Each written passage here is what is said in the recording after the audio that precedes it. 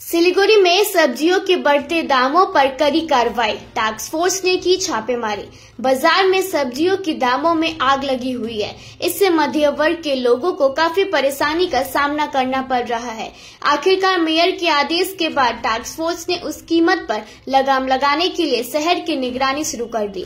सिलीगुड़ी में पिछले शनिवार को सिलीगुड़ी के मेयर गौतम देव ने सब्जी की कीमत नियंत्रण करने को लेकर बैठक की थी। वहां उन्होंने सब्जियों की कीमत में नियंत्रण के लिए टास्क फोर्स को छापेमारी कर मामले की जांच करने का निर्देश दिया।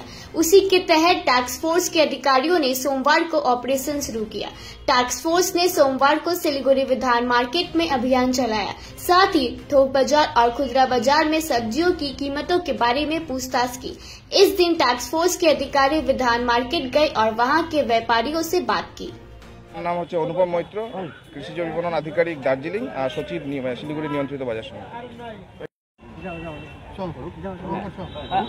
কি দেখছেন বাজারে এই যে এত দাম আলু পেঁয়াজের, মানে কি অবস্থা এখন? ঠিক আছে না, আলু পেঁয়াজের দামটা আমরা আজকে ভিজিট করলাম। সেদিন আমাদের শনিবার দিন একটা মিটিং হয়েছে ইয়েতে মিউনিসিপ্যাল কর্পোরেশনে। সেখানে মিটিংয়ের পর আমরা আজকে একটা ভিজিট করলাম। ভিজিটে দেখা গেল যে মানে হোলসেল রেটের সাথে রিটেল রেটের খুব একটা বেশি ডিফারেন্স নেই, সামঞ্জস্যই আছে।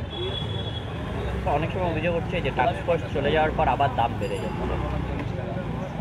টাস্ক ফোর্স আমরা সেজন্য রেগুলার মনিটরিং করার চেষ্টা করছি, যে আমরা যেন রেগুলার মনিটরিং মানে প্রতিদিনই আমরা আসার চেষ্টা করব, প্রত্যেকটা মার্কেট ঘুরে ঘুরে দেখার চেষ্টা করব।